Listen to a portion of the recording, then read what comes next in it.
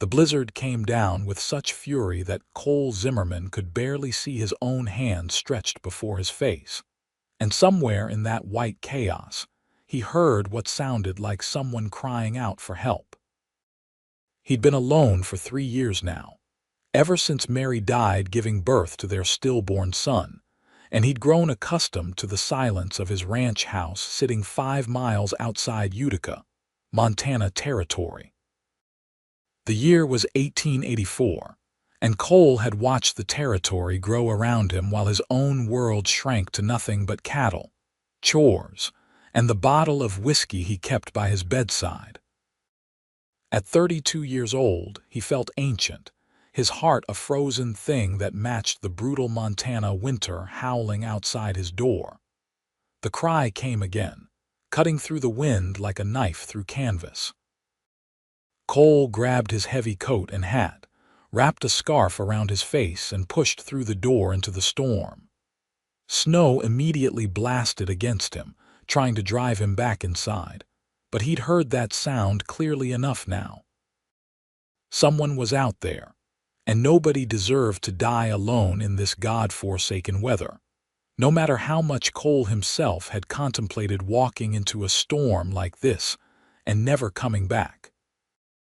He fought his way toward the sound, each step a battle against wind that seemed determined to knock him sideways. His ranch sat at the base of the crazy mountains, and winter here could kill a person in under an hour if they weren't careful. The voice came again, weaker now, and Cole adjusted his path, trudging through snow that came up past his knees. Then he nearly stumbled over her.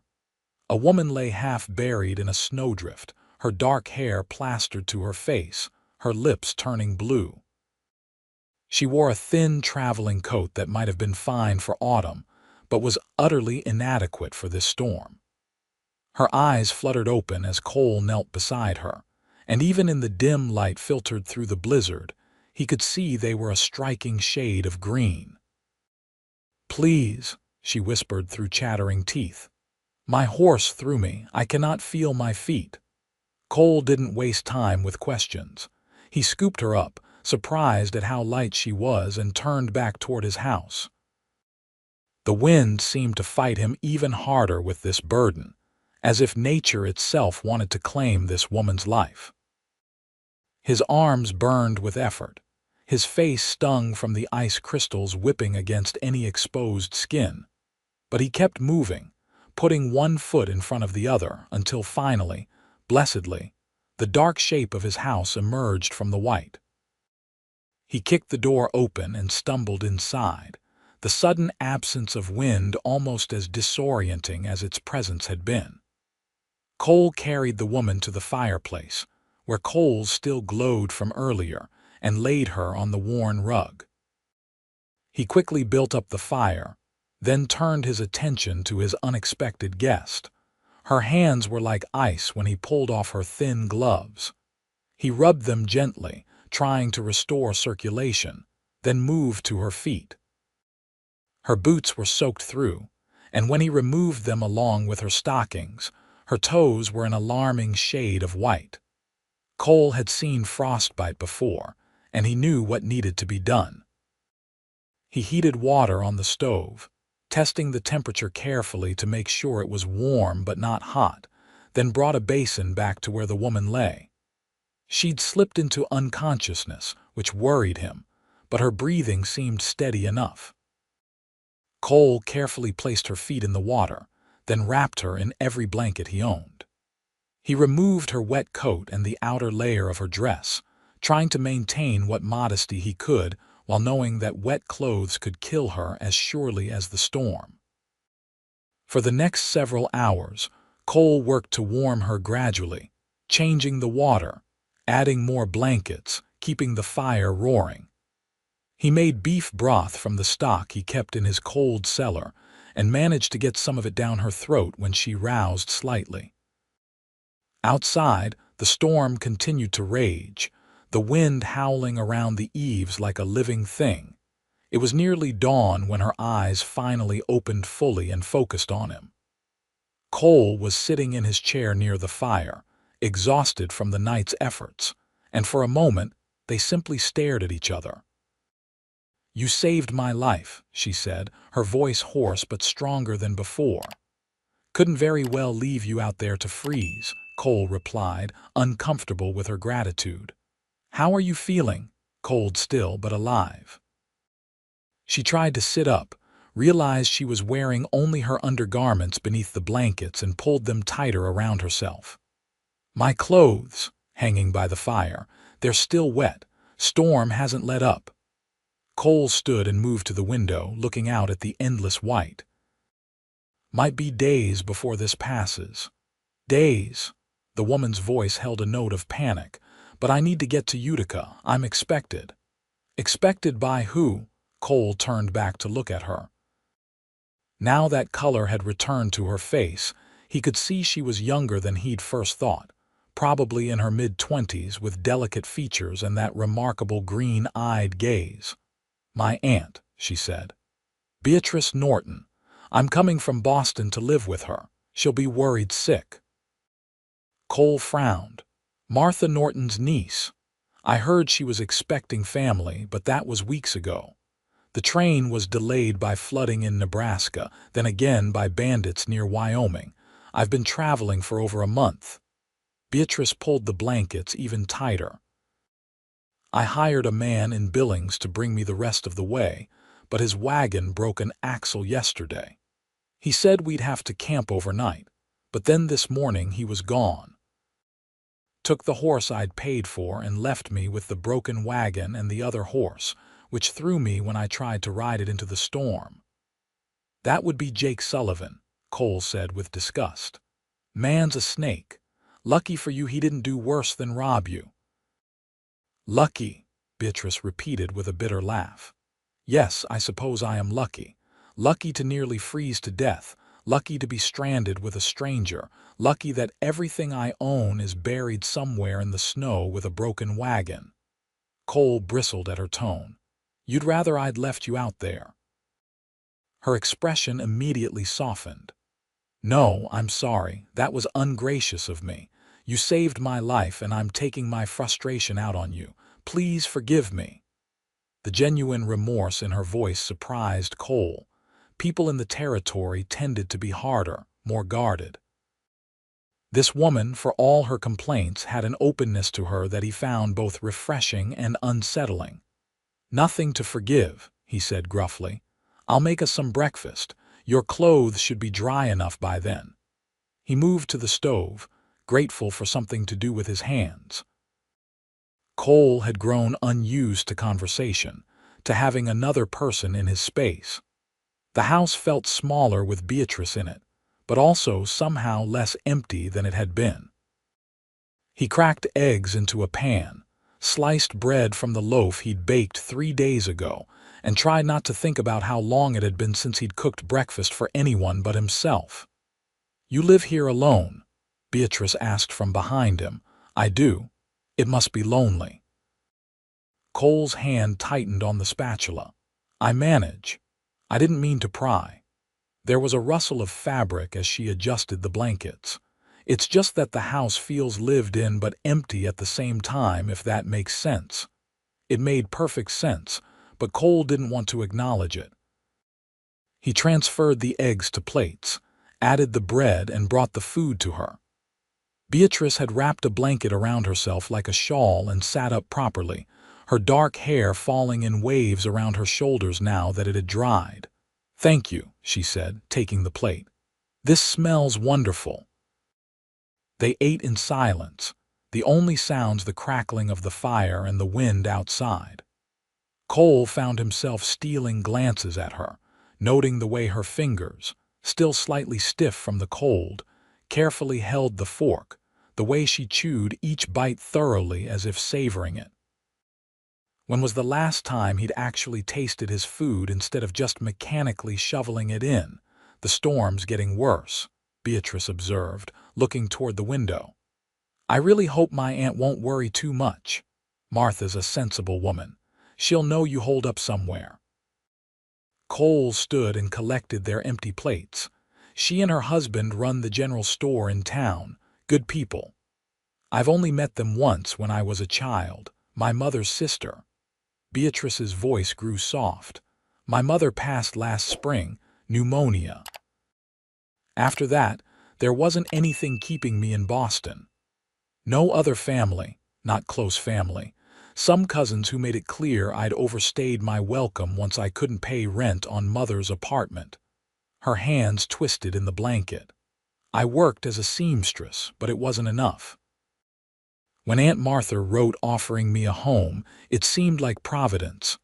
Cole understood something about that kind of loss, that feeling of having the ground pulled out from under you. Your aunt will be glad to have you. She's been talking about it for months. You know her well, well enough. I supply the store with beef when I drive cattle to market.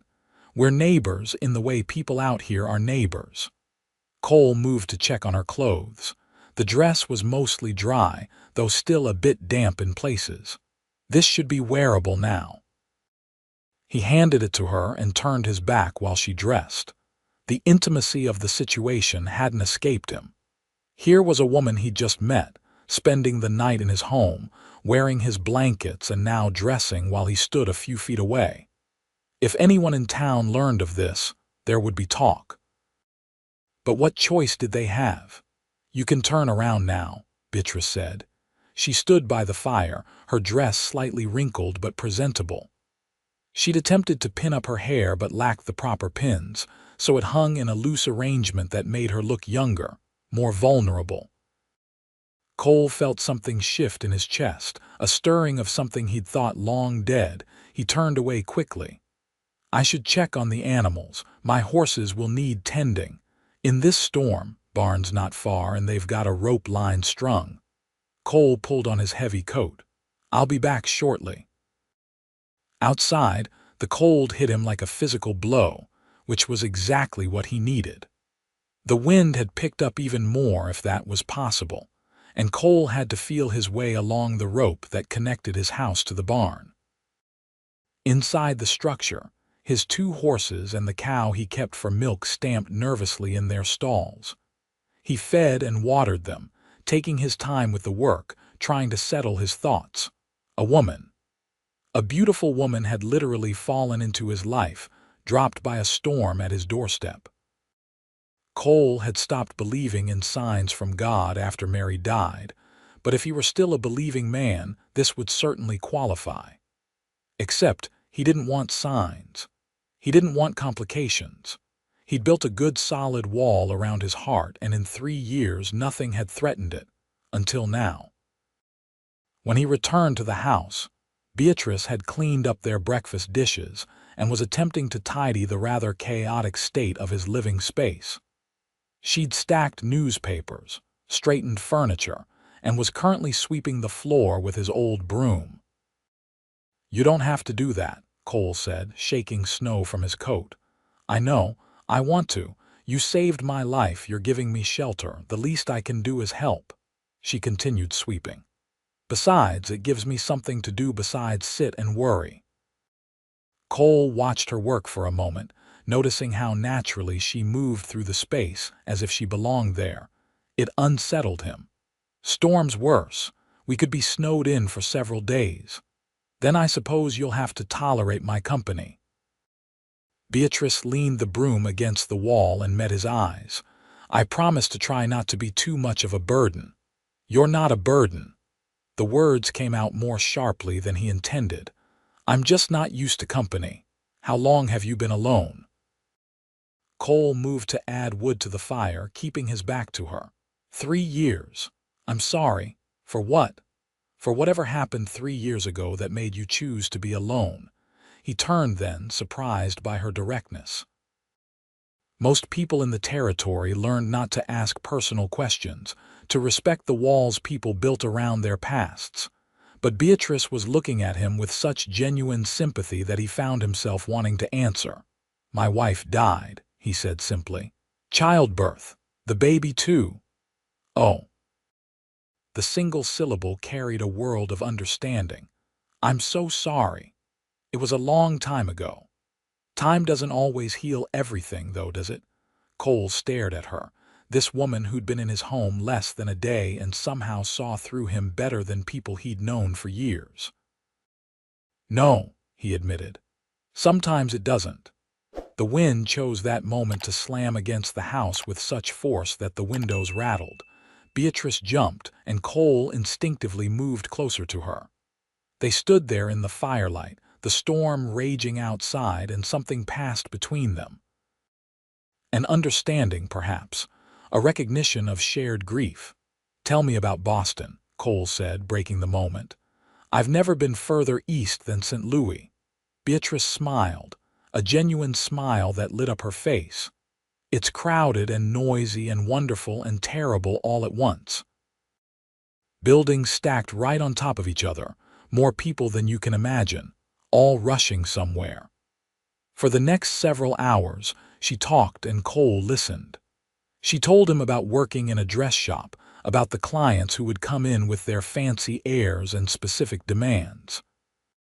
She talked about her mother, about quiet evenings reading together, about the small apartment that had been their world. And Cole found himself telling her things in return. About the ranch, about building this house with his own hands, about the land that stretched for miles with no other souls in sight. They made lunch together, working around each other in the small kitchen space. Beatrice proved to be a capable cook, turning his simple ingredients into something that actually tasted like it had been prepared with care. They ate at his small table, and Cole realized he was enjoying himself. When was the last time he'd actually enjoyed something? "You play cards?" Beatrice asked after they'd finished eating, haven't in years. "Well then, it's time to start again." She found his deck of cards in a drawer and began shuffling with practiced ease. "Poker, or would you prefer something less competitive?" They settled on gin rummy, and as the afternoon wore on, Cole found himself relaxing in a way he hadn't in years. Beatrice had a sharp mind and a competitive streak, crowing with delight when she won a hand and taking her losses with good humor. She also talked, filling the house with stories and laughter that made the walls seem warmer, the storm outside less threatening. By evening, when they'd exhausted the card games and turned to a simple supper, Cole realized something had shifted. The house didn't feel empty anymore. And more troubling, he didn't want it to be empty again. "You should take the bed," Cole said as darkness fell and exhaustion began to show on Beatrice's face. "I'll sleep out here by the fire." "I can't take your bed," she protested. "You nearly froze to death last night. You need proper rest." He left no room for argument in his tone. "The bedroom's through that door. I'll bank the fire and bed down out here." Beatrice looked like she wanted to argue further, but another yawn caught her. "Thank you, Cole, for everything." The sound of his name from her lips did something strange to his insides. He nodded, not trusting his voice, and watched as she disappeared into the bedroom. It was the room he'd shared with Mary, the room where she'd died. He hadn't slept in there since, preferring the chair by the fire, or sometimes just falling asleep wherever he happened to be when exhaustion took him. But somehow, knowing Beatrice was in there didn't feel like a betrayal. It felt like the house was being lived in again, like something that had been sleeping was slowly waking up. Cole settled into his chair, pulling a blanket over himself. Outside, the storm continued its assault on the world, but inside, for the first time in 3 years, Cole felt something other than numb emptiness. He felt the stirring of possibility, fragile and frightening as a newborn colt, but undeniably there. He didn't sleep much that night, too aware of the woman in the next room, too busy wrestling with feelings he'd thought long dead. But when morning came and Beatrice emerged from the bedroom with sleep-tousled hair and a shy smile, Cole knew with absolute certainty that his carefully constructed isolation was coming to an end, whether he was ready for it or not. The second day of the storm passed in a similar fashion to the first, though with more ease between them. Cole found himself sharing stories he hadn't told anyone, about growing up on a farm in Illinois, about heading west as a young man with dreams of land and cattle, about meeting Mary at a church social in Helena, about building this ranch with plans for a family that never came to be. Beatrice listened with full attention, asking questions that showed she genuinely cared about the answers, and she shared more of herself too. Her father had died when she was young, leaving her mother to raise her alone. They'd been close, best friends as much as mother and daughter. Losing her had left Beatrice adrift in ways she was still discovering. "I thought coming west would be an adventure," she admitted as they worked together to prepare supper. She was peeling potatoes while Cole cut up a chicken he'd retrieved from the cold cellar. "But mostly I've been terrified. Everything is so big here, so empty. In Boston, you're never truly alone. Here, you can feel like the last person on earth." "It takes adjustment," Cole said, "but there's freedom in it too, space to breathe, to be yourself without the weight of everyone's expectations." "Is that why you stayed? After your wife died, you could have gone back east." Cole considered the question as he worked. "I thought about it, but Mary's buried here on the hill behind the house, and despite everything, I'd built something. It seemed wrong to just walk away from it." "It wasn't wrong to stay," Beatrice said softly, "but it might be wrong to stop living." Her words hit him like a punch to the gut. "I'm living. Are you? Because from what I can see, you're just existing, going through the motions." She set down the potato and turned to face him fully. "I'm sorry if that's too bold, but life is too short and too precious to waste it on just surviving." "And what would you have me do?" Cole heard the anger in his voice but couldn't quite control it. "Move on, forget her." "No, never forget. But maybe forgive yourself for still being alive when she isn't." Beatrice's eyes were bright with unshed tears. "I loved my mother more than anyone in the world, and when she died, I wanted to die too. For months, I just went through the motions, doing what needed to be done but not really living. And then one day, I realized she wouldn't want that for me. She'd want me to live fully, to find joy again, to honor her memory by making the most of the life she gave me." Cole turned away, gripping the edge of the table hard enough that his knuckles went white. "It's not that simple." "I know. Believe me, I know." Beatrice moved closer, close enough that he could feel her warmth. "But maybe you could try for yourself, if nothing else." They finished preparing supper in silence, but it wasn't the comfortable quiet of before. Cole felt raw, exposed, as if Beatrice had reached inside him and touched something he'd kept carefully locked away. Part of him resented it, but part of him, a part that was growing harder to ignore, was grateful. After they ate, Cole took out his guitar, an instrument he hadn't touched in over a year. The strings were dusty, slightly out of tune, but he adjusted them and began to play. Simple songs at first, folk tunes his mother had taught him. Then hymns he remembered from church. And finally, a waltz he'd played at his wedding. Beatrice sat by the fire, her eyes closed, swaying slightly to the music. When Cole finished the waltz, she opened her eyes and smiled at him. "That was beautiful. Mary must have loved hearing you play." "She did." Cole set the guitar aside carefully. "I couldn't touch it after she died. It hurt too much. And now it still hurts, but it's a different kind of hurt, less sharp, more like an old ache."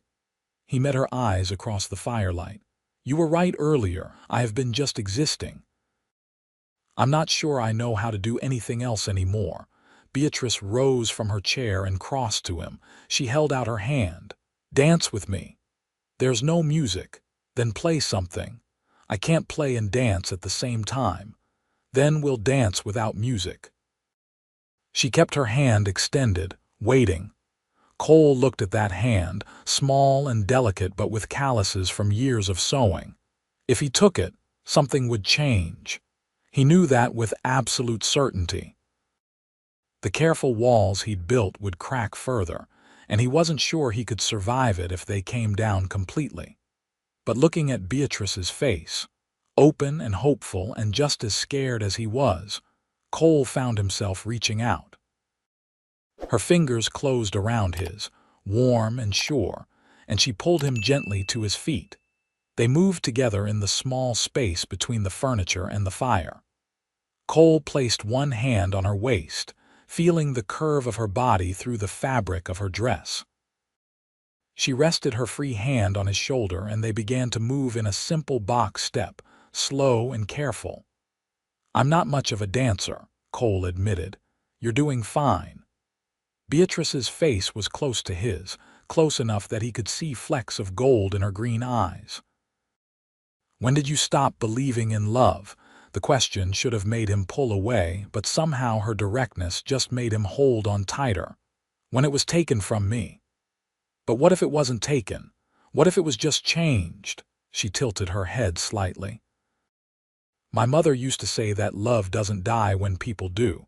It transforms into memories, into lessons, into the capacity to love again." "Your mother sounds like she was a wise woman." "She was." Beatrice's voice caught slightly. "And she'd tell me I was being foolish right now." "Why?"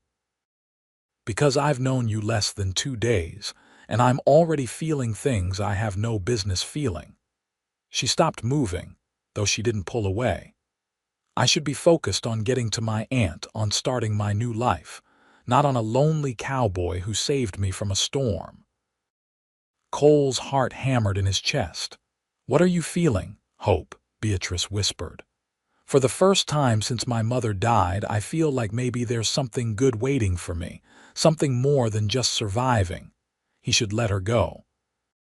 Should step back, put distance between them, protect what was left of his carefully numbed heart. But Cole found he couldn't move, didn't want to move.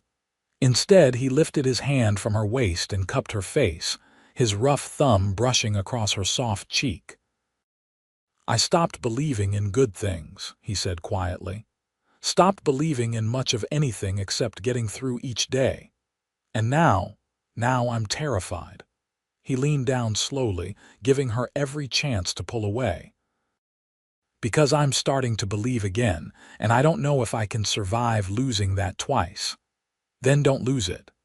Beatrice rose on her toes, closing the distance between them. "Hold on to it. Hold on to me." Their lips met softly, tentatively, like two people who'd forgotten how to be gentle with each other. Cole felt years of ice crack and break inside him, felt warmth flood through places that had been frozen for so long. Beatrice's arms came up around his neck and he pulled her closer, deepening the kiss, allowing himself to feel for the first time in 3 years. When they finally broke apart, both breathing hard, Cole rested his forehead against hers. "This is crazy." "Completely crazy," Beatrice agreed. "I don't care. The storm might clear tomorrow. You'll go to your aunt." "Yes." "And then what?" Beatrice pulled back enough to meet his eyes.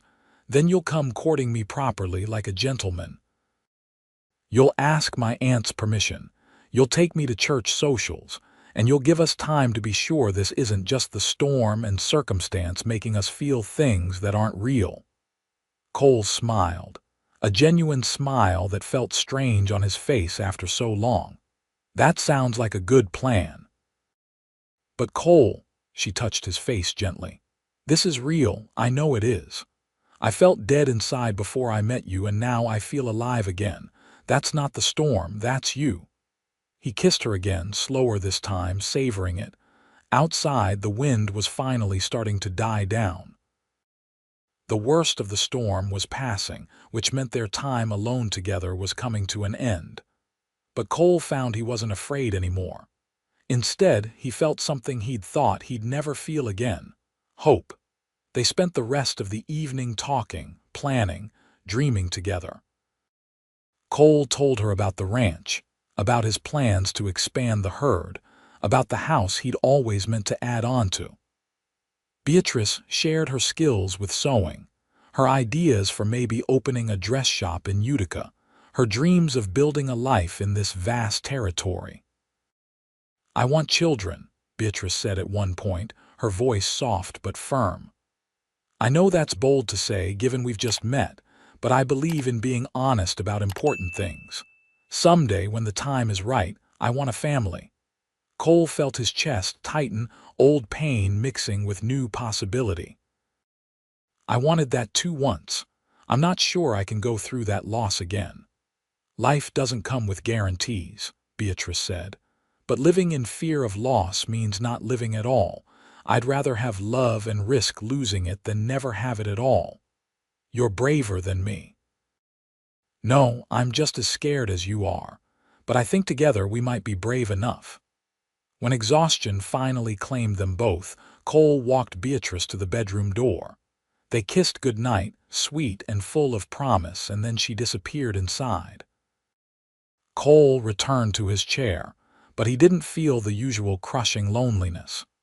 Instead, he felt anticipation for tomorrow, for the chance to begin courting Beatrice properly, to see where this unexpected gift might lead.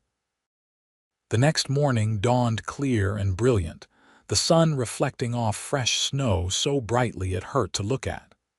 Cole woke to find Beatrice already up, standing by the window and looking out at the transformed landscape. "It's beautiful," she said as he joined her. "Like the whole world got remade overnight. We'll need to dig out," Cole said practically. "Then I'll take you to your aunt, I know." She turned to him, her expression serious. "Cole, about last night I meant everything I said. So did I." He took her hand, lacing their fingers together. "I'll come calling tomorrow if that suits you. Give you time to settle in with your aunt, explain what happened. She'll understand. From what I remember, Aunt Martha is a romantic." Beatrice squeezed his hand. "But yes, tomorrow would be good. It'll give me time to make myself presentable." "You're beautiful right now," she laughed. "I'm wearing a dress that's been through a snowstorm and slept in. My hair is a disaster and I haven't had a proper wash in days, but thank you." They worked together to dig out paths through the snow. Cole's horses were restless after being cooped up, so he saddled his gelding and helped Beatrice up behind him.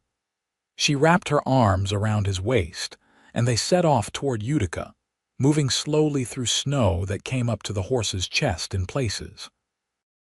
The ride took over an hour, but Cole found he didn't mind. Having Beatrice pressed against his back, feeling her arms secure around him, made even the cold journey pleasant. They talked as they rode, making plans for when they'd see each other again, sharing more stories about their lives. As they crested the hill overlooking Utica, Beatrice gasped. The small town looked like something from a painting, buildings covered in fresh snow, smoke rising from chimneys into the crystal-clear air. The main street was already being dug out, townspeople working together to clear paths. "It's charming," Beatrice said. "Much smaller than I expected, but charming." "Just under 200 people last census," Cole told her, "but good people mostly. We look after each other." They rode into town, and immediately people started calling out to Cole, asking if he was all right after the storm. He nodded and waved but didn't stop until they reached the general store at the center of town. A woman in her 50s rushed out as soon as she saw them approach. "Beatrice." "Oh my stars, child, we've been worried sick." Martha Norton pulled Beatrice down from the horse and enveloped her in a fierce hug. "When you didn't arrive before the storm, we feared the worst." "I'm fine, Aunt Martha, thanks to Cole." Beatrice gestured to him. "My driver abandoned me, my horse threw me, and I would have frozen if Cole hadn't found me." Martha looked up at Cole with tears in her eyes. Thank you for saving my niece."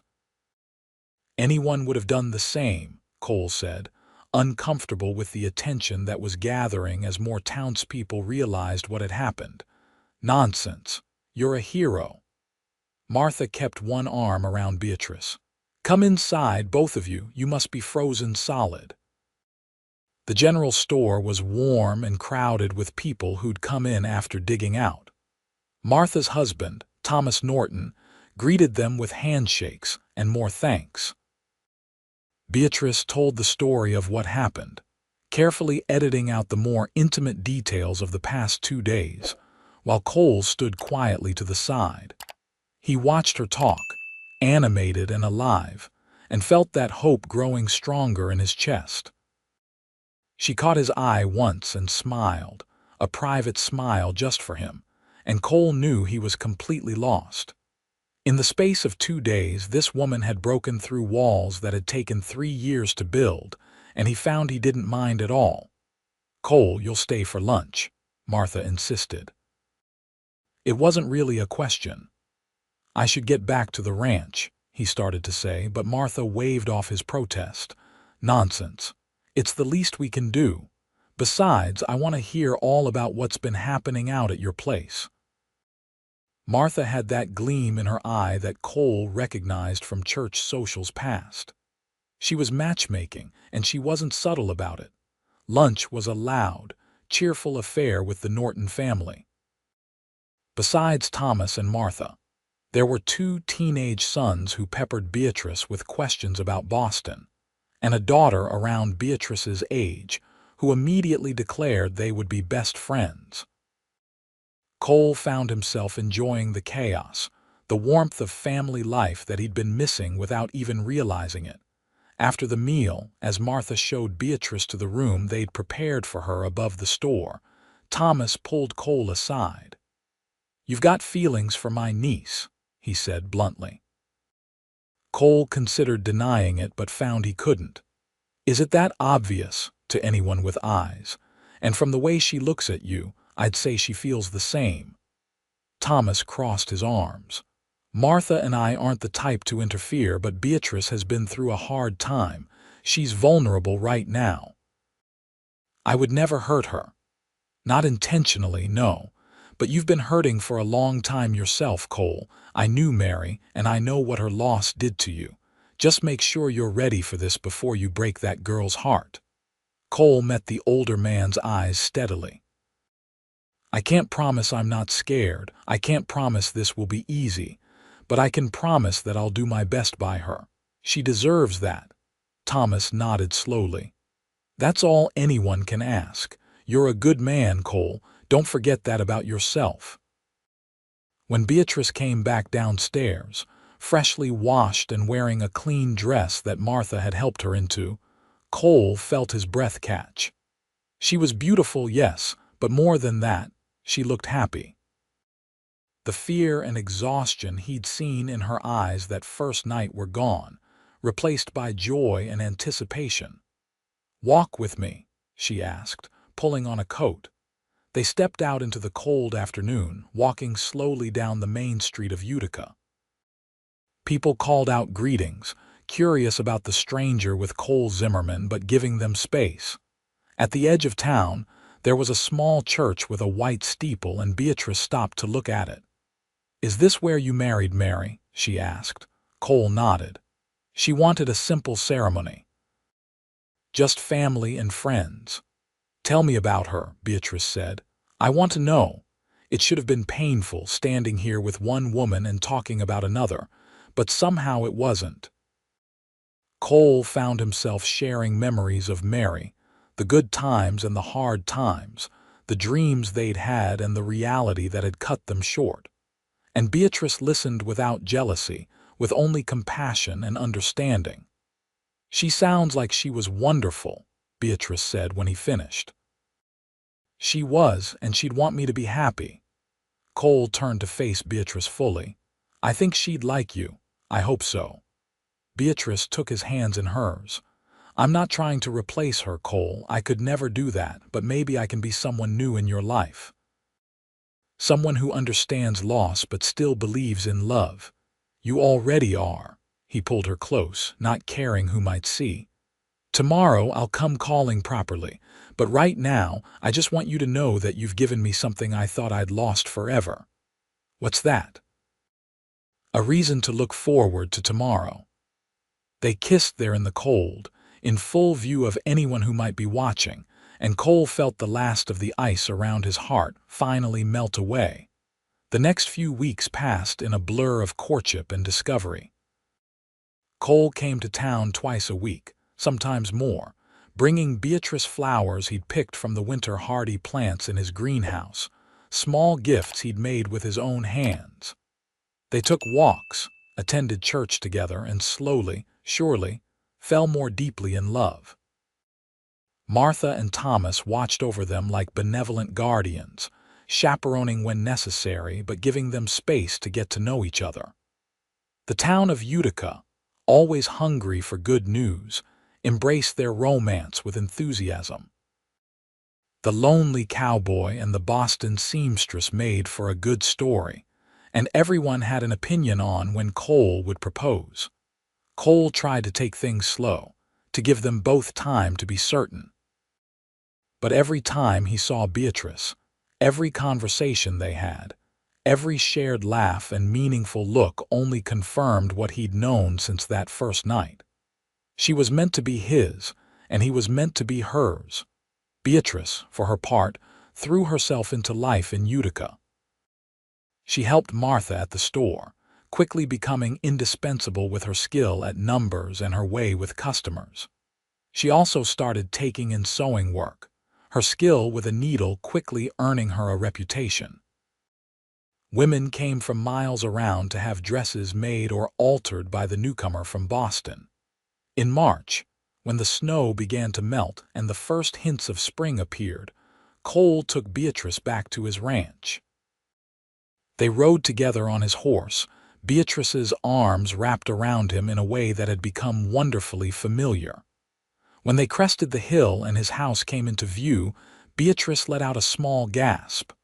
"It's more beautiful than I remembered," she said. "I've been working on it," Cole admitted. He'd spent the past weeks repairing, painting, fixing everything that had fallen into disrepair during his years of grief. Wanted it to look its best. They spent the day at the ranch, with Cole showing her everything. The barn with his growing herd of cattle, the chicken coop he'd built, the small garden plot where he planned to plant vegetables. He showed her the hill behind the house where Mary was buried, a simple marker overlooking the valley. "Thank you for bringing me here," Beatrice said softly, standing by the grave. "It means a lot that you'd share this with me." "You should know all of me," Cole said, "the past and the present." Beatrice turned to him, her eyes bright. "And the future." Cole's heart hammered as he reached into his pocket and pulled out the ring he'd been carrying for a week, waiting for the right moment. It wasn't fancy, just a simple gold band he'd ordered from a jeweler in Helena, but it represented everything he wanted to say. "Beatrice Norton, I know we haven't known each other long. By society's standards, this is probably too fast, too soon. But when I thought my life was over, you showed me it was just beginning. You brought light back into darkness, hope back into despair. You made me believe in love again." He dropped to one knee right there by Mary's grave, and somehow it felt right, like he had permission, like Mary would approve. "Will you marry me? Will you be my wife and help me build a life on this land?" Tears streamed down Beatrice's face as she nodded. "Yes, yes, of course yes."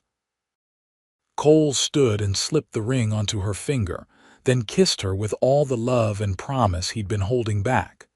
When they finally broke apart, both laughing and crying at the same time, Beatrice rested her head against his chest. "When?" she asked. "Whenever you want. Tomorrow if you'd have me. Let's give my aunt time to plan properly. She's been dreaming of this since the moment she saw us together." Beatrice looked up at him. "But soon. I don't want to wait long." They decided on June, when the wildflowers would be blooming and the weather would be fine. The engagement caused quite a stir in Utica, with everyone weighing in on details. Martha took charge of the preparations with the enthusiasm of a general planning a campaign, and Beatrice worked on her own wedding dress, creating something beautiful from fabric and lace. Cole spent those months making the ranch ready for a wife. He added 2 rooms onto the house, giving them more space. He bought furniture from a catalog, real store-bought pieces instead of the rough things he'd made himself. He painted and repaired and planned, working harder than he had in years. But more than the physical preparations, Cole worked on himself. He visited Mary's grave regularly, talking to her like he used to, telling her about Beatrice and his plans for the future. He felt her approval in the warm spring breezes, in the way the flowers bloomed around her marker. Slowly, he let go of the guilt he'd been carrying, the feeling that he'd failed her by surviving when she didn't. Beatrice saw the changes in him and loved him more for them. She was patient with his occasional dark moods, understanding when he needed space, but always there with a smile and a kind word when he was ready to return. They spent long evenings planning their future, talking about children they might have, dreams they wanted to chase together. The week before the wedding, Cole's younger brother arrived from Illinois with his family. James Zimmerman hadn't seen Cole in 5 years, not since Mary's funeral, and the change in his brother clearly shocked him. "You look alive again," James said bluntly after meeting Beatrice. "I worried about you out here alone, thought you might do something foolish." "I thought about it," Cole admitted. They were sitting on his porch watching the sun set over the mountains. "But then a storm brought Beatrice to my door and everything changed. She's good for you." "Anyone can see that." James took a sip of coffee. "Mary would approve, you know. She loved you too much to want you to be alone forever." "I know. I'm finally starting to believe that." The wedding day dawned clear and perfect, the kind of June day that made Montana seem like paradise. The little church in Utica was packed with people, everyone in town turning out to celebrate. Cole stood at the altar in his best suit, newly purchased for the occasion, his hands trembling slightly as he waited. Then the doors opened, and Beatrice appeared on Thomas Norton's arm. Her dress was a masterpiece of her own creation, simple but elegant, with delicate lace at the collar and cuffs. Her dark hair was pinned up with flowers, and her green eyes shone with love and joy as they met Cole's. She walked down that aisle, and with each step, Cole felt his new life beginning. The past would always be part of him, but it didn't define him anymore. He was more than his grief, more than his loss. He was a man who'd been given a second chance, and he wasn't going to waste it. They spoke their vows clearly, promises to love and honor and cherish. Cole slipped a ring on Beatrice's finger, and she did the same for him.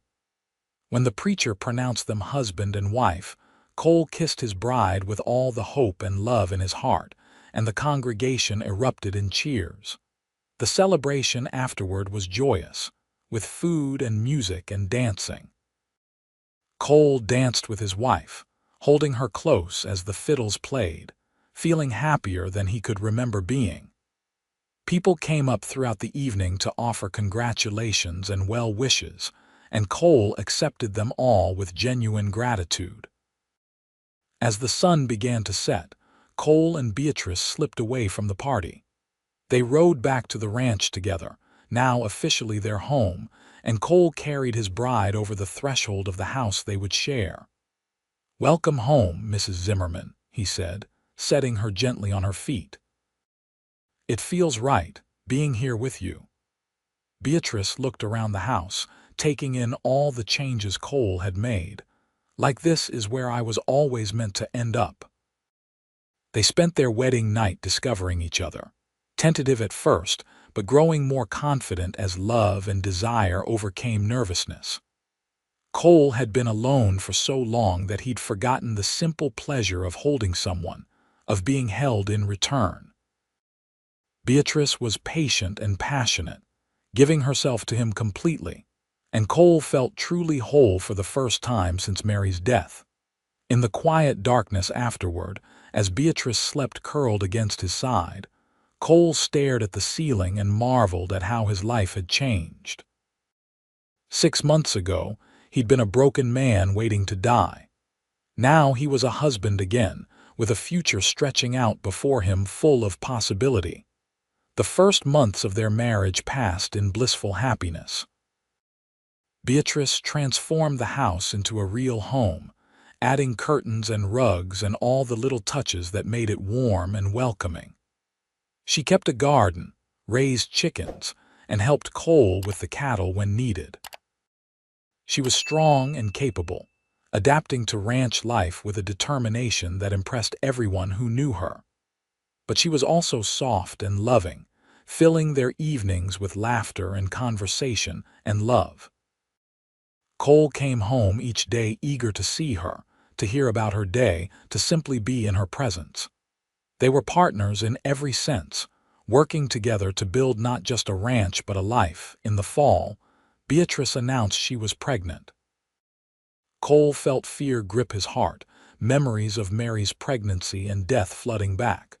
But Beatrice took his face in her hands and made him look at her. "I'm not Mary," she said firmly. "And this is not that tragedy repeating. I'm strong and I'm healthy and we're going to have this baby together." "I can't lose you," Cole whispered. "I can't go through that again." "You won't. I promise you, Cole, we're going to be fine." He held her close, trying to let her certainty ease his fear. Over the following months, as her belly grew and the baby moved inside her, Cole slowly relaxed. Beatrice remained healthy and vital, working almost until the day her labor began. It was a cold February night when the pain started. Cole rode into town through light snow to fetch the doctor and Martha Norton, his heart in his throat the whole way. By the time they returned, Beatrice was in active labor, and Cole stood helplessly in the kitchen while Martha and the doctor worked in the bedroom. The hours stretched endlessly. Every cry from Beatrice tore at Cole's heart. He paced the kitchen, praying to a God he'd been angry at for years, bargaining and pleading for Beatrice and the baby to be all right. Finally, as dawn broke, he heard it. The thin, angry wail of a newborn baby. Cole's knees nearly gave out with relief.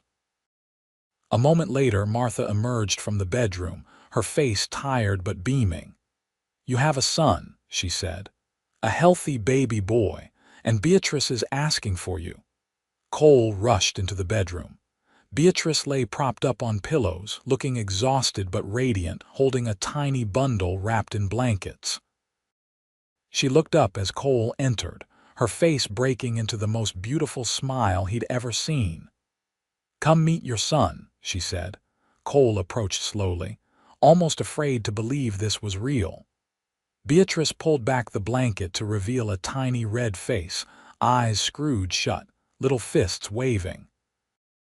The baby was perfect, absolutely perfect. "Can I hold him?" Cole asked, his voice cracking. Beatrice carefully transferred the baby into Cole's arms. He held his son for the first time, feeling the light weight, the warmth, the reality of this new life they'd created. Tears streamed down his face as he looked from the baby to Beatrice and back again. "Thank you," he whispered. "Thank you for giving me this. We made him together." Beatrice reached up to wipe his tears. "What should we name him?" They discussed names but never settled on anything. Now, holding his son, Cole knew. "William, after my father. William James Zimmerman."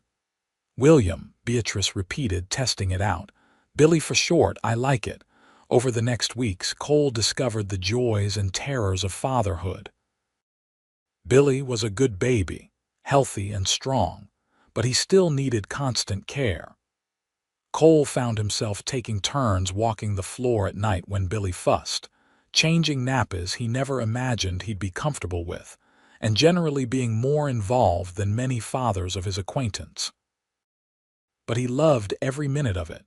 Even the exhausting, frustrating moments were precious, because they represented life, hope, and family. The hole that Mary's death had left was finally filled, not forgotten but transformed into something new and equally valuable. Beatrice proved to be a natural mother, patient and loving but also practical. She nursed Billy, sang to him, and slowly regained her strength. By spring, she was back to helping with the ranch work, carrying Billy in a sling against her chest as she worked in the garden or tended the chickens. The ranch prospered. Cole's herd grew, and he built a reputation for quality cattle. He hired a young man from town to help with the heavy work, giving him more time to spend with his family. Beatrice continued her sewing work when she had time, though now it was more for pleasure than necessity. When Billy was a year old, Beatrice became pregnant again. This time, Cole didn't panic. He'd seen her strength, knew she could handle it. The second pregnancy was easier than the first, and when their daughter was born on a beautiful September morning, it felt like their family was complete.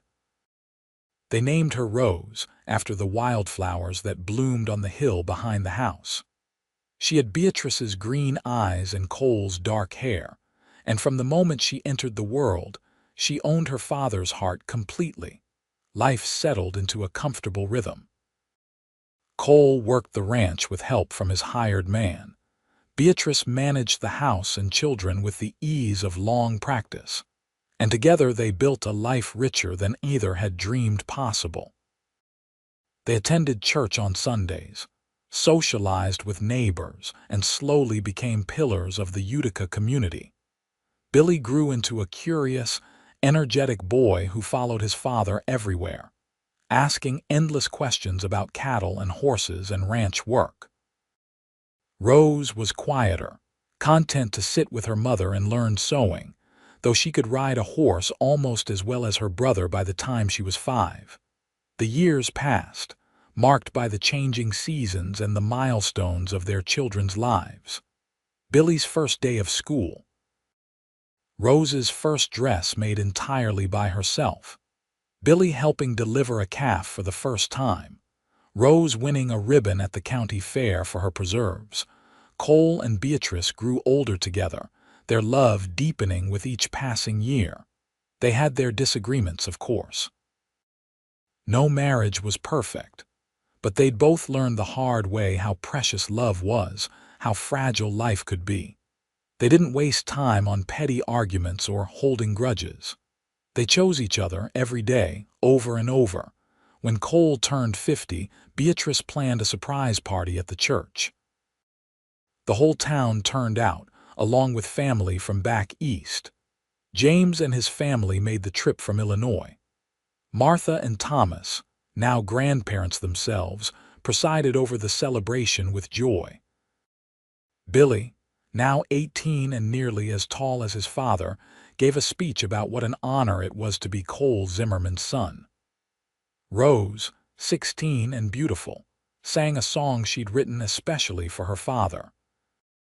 Cole stood before this gathering of people who loved him, his wife at his side, his children nearby, and marveled at the journey his life had taken. From that lonely, broken man waiting for death to this. A husband, a father, a valued member of a community. A man who'd learned that love could die and be reborn, that hearts could break and heal, that winter always gave way to spring. That night, lying in bed with Beatrice, Cole thought about that storm 12 years ago. About how close he'd come to not hearing Beatrice's cries for help, to letting her die in the snow. How different his life would be if he'd chosen differently that night. "What are you thinking about?" Beatrice asked, sensing he was still awake. "About the storm that brought you to me. About how lucky I am. We're both lucky." She turned to face him in the darkness. "You saved my life that night, but I think maybe I saved yours too." "You did. Absolutely, you did." Cole pulled her close, breathing in the familiar scent of her hair. "I love you, Beatrice. More than I can ever properly say. I love you too. And I'd do it all again, every struggle, every hardship, just to end up here with you." They fell asleep like that, wrapped in each other's arms, secure in the knowledge that whatever came next, they'd face it together. More years passed. Billy took over more of the ranch work as Cole slowed down, though he never fully retired. Rose married a young banker from Helena and moved to the city, though she visited often. Eventually, Billy married a local girl and they built a house on the far side of the property, starting their own family. Cole and Beatrice became grandparents, then great-grandparents.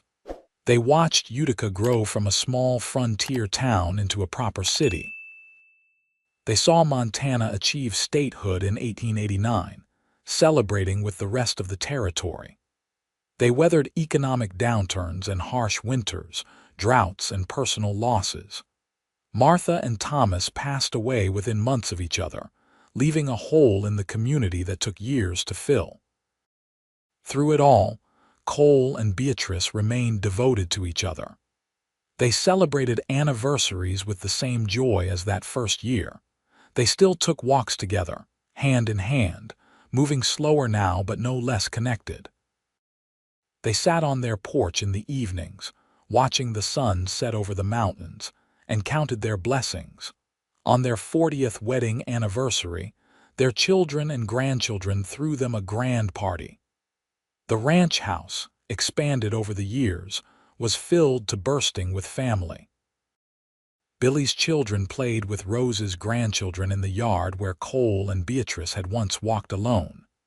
The air rang with laughter and love. Cole, now 72 and silver-haired but still strong, stood to give a toast.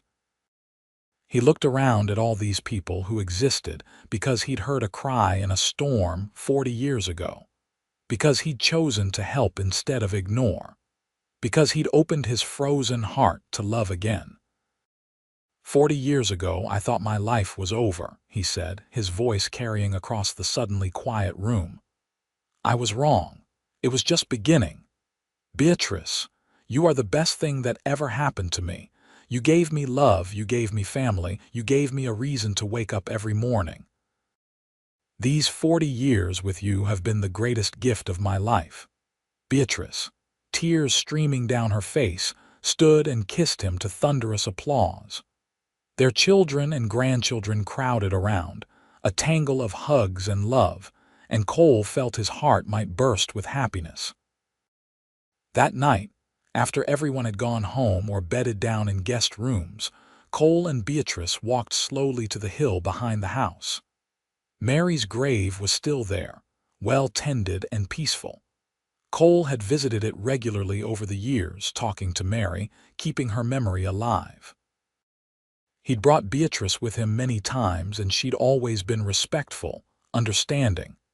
"Thank you," Cole said softly to the grave, "for loving me when we had time, for understanding that I had to move on, for being part of the foundation that let me build this life."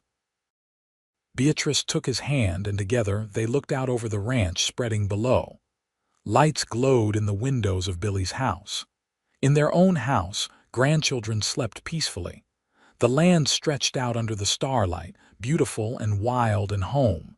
"It's been a good life," Beatrice said. "The best," Cole agreed. "Though I'm not done yet. I plan to have many more years with you, Mrs. Zimmerman." "Is that a promise?" "It's a vow, just like the one I made 40 years ago, to love and honor and cherish you for the rest of my days." They kissed there in the starlight, two old people who'd found each other in a storm and built a lifetime together. Below them, their family slept safely. Around them, the land they'd worked and loved stretched into the darkness. And above them, the stars wheeled in their eternal dance, witnesses to a love that had conquered grief and fear and time itself. Winter had brought a stranger to his lonely door, and the cowboy had found the love he'd stopped believing in. It was a simple story, really. But it was their story, and it was everything. Years continued to roll by in that gentle way they do when life is full and rich. Cole and Beatrice grew old together with grace, their love never diminishing even as their bodies slowed. They spent their final decades surrounded by family, by the land they'd built together, by memories of a lifetime well lived. Cole passed away peacefully in his sleep at the age of 86, Beatrice holding his hand. His last words were of love for her, gratitude for the life they'd shared. He was buried on the hill next to Mary, both women who'd shaped his life in profound ways. Beatrice lived another 5 years, surrounded by children and grandchildren who adored her. She spent her days sewing, gardening, and telling stories about the grandfather some of the younger ones barely remembered. She spoke of the storm that brought them together, of Cole's kindness and strength, of a love that had healed 2 broken hearts. When Beatrice finally closed her eyes for the last time at the age of 85, she was smiling. Her last thoughts were of Cole waiting for her. She was buried beside him on the hill, completing the circle of their love. Billy Zimmerman inherited the ranch and continued his father's legacy, raising cattle and children on the same land. He told his own children and grandchildren about their grandparents, about the legendary storm that brought them together, about love that endured beyond death. The house still stands today, passed down through generations of Zimmermans. If you visit on a winter night when the wind howls down from the crazy mountains, locals will tell you that you can sometimes see 2 figures walking hand in hand on the hill behind the house. A cowboy and his lady together even in death, their love story echoing through time. But those are just stories, legends that grow up around a life well lived. The truth is simpler and more profound. 2 broken people found each other in a storm. They chose love over fear, hope over despair, and together built something that lasted far beyond their own lives. They proved that it's never too late to believe in love again, that winter always gives way to spring, that the heart can heal even the deepest wounds. Their great-great-grandchildren still work the ranch, still tend the graves on the hill, still tell the story of how Cole and Beatrice found each other. It's a reminder, passed down through generations, that love is always worth believing in, that kindness matters, that sometimes the best things in life come when we least expect them, carried to our door by a winter storm. And in Utica, Montana, now a thriving small city, there's a plaque in the town square. It commemorates Cole and Beatrice Zimmerman, founding family community pillars, and according to the inscription, proof that love can conquer anything. Some endings are happy. Some loves endure. And sometimes when winter brings a stranger to your door, it brings your whole future with them. This is how their story ends and how it continues, echoing through time. 2 souls who found each other, loved each other, built a life together, and left a legacy that outlasted them both.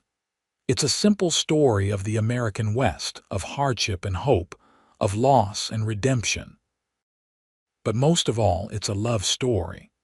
The kind that reminds us why we tell love stories in the first place, because they give us hope, because they show us what's possible, because they prove that even in the darkest winter, spring is coming. Cole and Beatrice Zimmerman lived, loved, and died. But their story lives on, a testament to the power of love, the importance of hope, and the truth that it's never too late to open your heart again. They rest together on their hill, overlooking the land they built together, surrounded by the family they created, remembered with love by everyone whose lives they touched. And on winter nights in Montana, when storms blow down from the mountains and the snow falls thick and fast, people remember the story. They remember to listen for cries in the storm, to open their doors to strangers, to believe in the possibility of love even when it seems impossible. Because you never know when winter might bring you exactly what you need, exactly when you need it most. The end of their story is really a beginning, repeated with every retelling, with every grandchild who hears the tale and believes in love because of it. Cole found what he'd stopped believing in, and in doing so, created something that would inspire belief for generations to come. This is the story of winter bringing a stranger to his lonely door, of a cowboy finding the love he'd stopped believing in.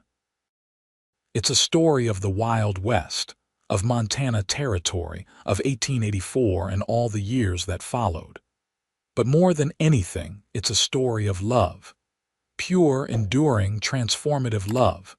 The kind that changes everything, heals everything, and lasts forever. And they all lived happily ever after. Cole and Beatrice, their children and grandchildren down through the generations. The ranch prospered. The family grew. And love, that most powerful force of all, continued to work its magic, proving over and over that believing in it is never foolish, never a waste. Because love is what makes life worth living.